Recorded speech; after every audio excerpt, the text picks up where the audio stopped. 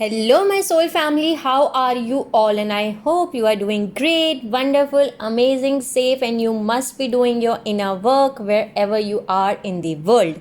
I welcome you all in my channel. Thank you so much for liking, sharing, and subscribing to the channel, for giving me lots of love. And I am very glad that I help you out in some manner, either by sharing some spiritual information or giving messages through tarot card reading. So in this video we are going to discuss that what is the meaning of Ark of Covenant. The spelling of covenant is Covenant. Covenant. Ark of Covenant. In my previous video we have already discussed this word. You have already get to know that there was Ark of Covenant, and it is very important that we should know the meaning of Ark of Covenant. So in this video we are going to discuss in detail that what is the meaning of Ark of Covenant. Okay, so as I told you in my previous video also, that Ark of Covenant is a time portal passage between certain places on Earth and the Andromeda galaxy where the sphere of Amenti was stored. It is a time portal passage between Earth and the Andromeda galaxy that was created 8,40,000 years ago by the Guardian races. It is a portal bridge to measure multiple dimensional frequency spectrum and time and space locations between the Earth and Andromeda that acts as a host matrix. It is designed to perform genetic rehabilitation to reset the divine blueprint for healing the soul, monad, and avatar crystal body in the original human being template. Okay. So, a portal between the sphere of Amenti in the Andromeda galaxy and the Earth's second dimensional core was constructed by the Guardian organizations about 8,40,000 years ago. Ark of Covenant, it was located within the Atlantean landmass.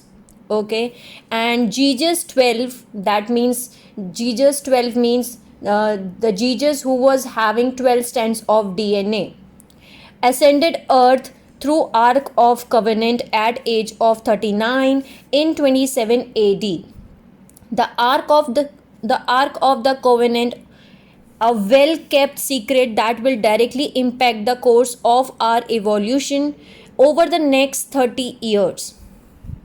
The Intergalactic Bridge was called as the Ark of Covenant of Paladar and later became known as the Ark of the Covenant.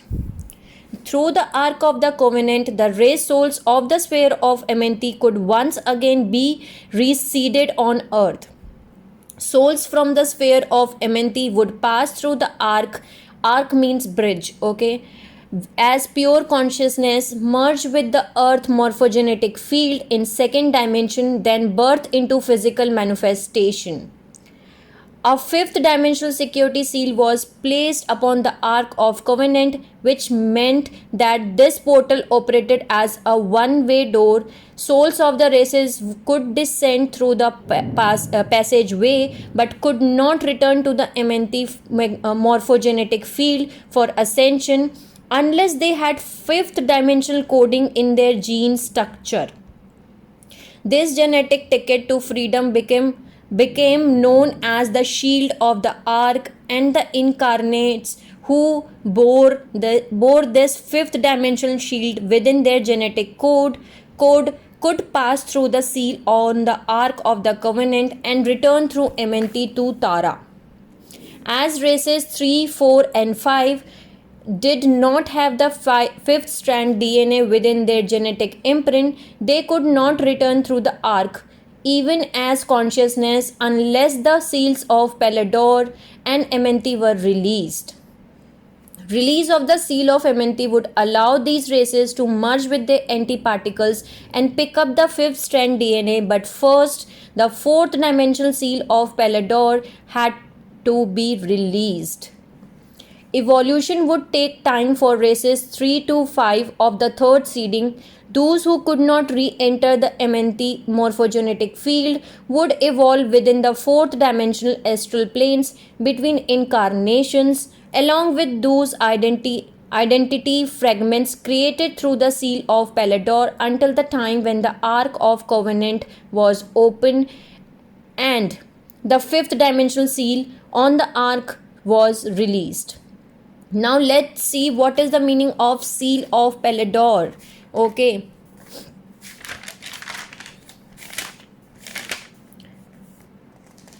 So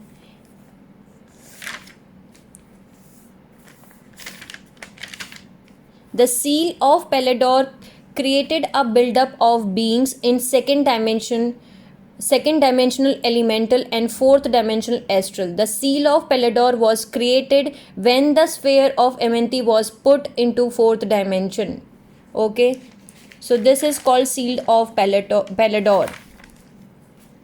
Now the six races would be born with the shield of the Ark in their genetic code, and as the Anunnaki human hybrid Anu were to be seeded through the Melchizedek coaster, the Anu would also bear the shield of the Ark. Those bearing the shield of the Ark would become the earth guardians of the Ark of the Covenant and the sphere of Amenthi. The Ark of the Covenant was designed in such a way that the sphere of Amenthi could eventually be re-entered into the Earth's core through the portal bridge of the Ark. In this way, the Ark becomes self-regulating. The return of the sphere of Amenthi would depend upon the conditions in the Earth planetary grid, and the guardians would not have to re-enter the sphere. The fifth dimensional seal on the Ark of the Covenant was designed to be released once a certain percentage of the Earth's population has assembled the fifth strand of DNA, which meant that a certain number of the Melchizedek cloister would have to be born upon the planet. If 8% of the living population could assemble the fifth strand DNA, the Earth grid vibration would rise, affecting the vibrational speed of the energy particles within the second dimensional Earth core. As the Earth second dimensional particles begin to vibrate faster, a blue-white spark of fifth dimensional high frequency energy would be sent up from the Earth's core through the portal bridge of the Ark of the Covenant. This spark would penetrate the fifth dimensional seal on the Ark and enter the blue flame within the sphere of MNT. The blue flame would then send a corresponding spark of fifth dimensional frequency back into the Earth core, which would open the Earth's morphogenetic field to accept the sphere of MNT while raising the Earth's grid speed high enough to hold the fifth dimensional blue flame morphogenetic field of Tara. Upon the second spark, the sphere of Amenthi would begin its descent through the Ark of the Covenant while the blue flame remained within the Andromeda planet.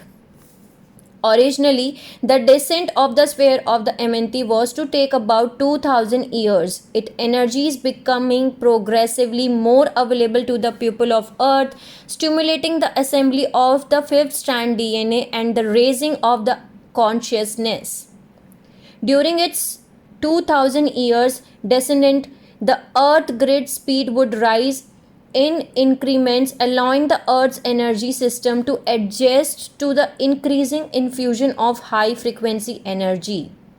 Once the sphere was repositioned within the Earth's core, there would be a period of several years for the Earth grid to assimilate the new frequency, and the race memory would progressively infuse the Earth grid. As the race memory from the MNT morphogenetic field filtered through the Earth grid, this energy would stimulate the DNA of everyone on the planet, and the lost memory would re-enter the cellular memory of individuals. As their DNA strands begin to assemble through the new fifth dimensional frequency now available to them through the Earth core. Over the course of these several years, the races would evolve rapidly, and a mass awakening to the lost memory of multi-dimensional reality would occur within the large number of the population. Through these energetic processes, the Earth and her people would be prepared to receive the blue flames of Amenti. The blue flame would begin a rapid descent to Earth core following the opening of the Ark of the Covenant. It would take approx 12 years for the blue flame to descend to Earth through the Ark of the Covenant. Return of the blue flame was very precise process and had to be orchestrated in synchronization with the natural time cycles of which Earth was a part, entering Earth during the period of natural dimensional blending that occurs at various times within the Earth's time cycle. Timing was very important in the return of the blue flames as certain conditions had to be planned in advance of its return. During the dimensional blend of the blue flame could not directly enter the sphere of Amenti as the sphere would be connected to Earth's morphogenetic field at second dimension. The inner Earth portals to second dimensional open during the dimensional blending period, and if the fifth dimensional frequency of the blue flame merged directly with the second dimensional frequency of Earth's core, Earth's planetary grid would explode. The fifth dimensional frequency had to be dispersed through the Earth grid via the energetic fields of certain people alive on the planet. The bioenergetic fields of those individuals would serve as a frequency modulators for the fifth dimensional energy. These individuals would hold the fifth dimensional frequency of the blue flame within their own energy system through the height of the dimensional blending. Then, when the natural cycle of dimensional blend reached its close, the blue flame would be returned to the sphere of Amenti at Earth's core and the halls of Amenti. The halls of Amenti, the ascension portals to Tara, would open to those on the planet who had assembled the fifth strand DNA and could pass through this blue flame. For people who had not yet assembled the fifth strand of DNA, much information on how to go about accelerating this process would be made available, as the memory banks of the race would be restored. Along as the blue flame remained within the sphere of Amenti at Earth's core, the essential portals to Tara would remain open to the races, allowing them to evolve rapidly and complete their tour of incarnation duty on Earth. The souls trapped within the fourth dimensional astral plane and the second dimensional elemental kingdom could also complete their evolution and ascend. The individuals who would be responsible for holding the fifth dimensional frequency within their bioenergetic field during the time of transition are called keepers of the flame, and they would over a period of years dispense the fifth dimensional frequency throughout large number of population, assisting the population to assemble the fifth strand DNA, expand their consciousness and transmute their bodies so portions of the population could catch the morphogenetic wave and pass through the halls of Amenti, the wave, while the dimensional bend was still in effect. Once the cycle of dimensional blending was through, the flame would be placed back in the sphere and remaining population would continue to evolve on Earth until the next morphogenetic wave. The people who were able to catch the first wave would find themselves teleported into the future, where they would appear on the Tara land mass that was once called the continent of Mu. This Taran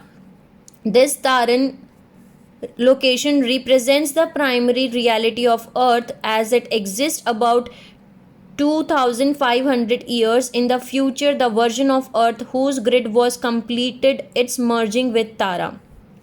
This path of accelerated evolution constitutes leaping past 2500 years of evolution within Earth's present time continuum sequence and represents literal biological time travel into the future.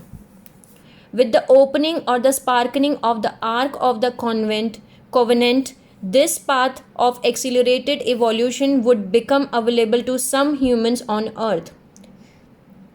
The keepers of the flame would be responsible for assisting people who were ready to take this morphogenetic voyage that is called long journey evolving travel by space or sea in preparing their bodies and consciousness for this transition. The keepers of the flame would receive the infusion of fifth dimensional frequency from one primary individual who had the genetic code that would allow the flame to be fully embodied as it passed through the Ark of the Covenant. That person is called the bearer or the staff holder.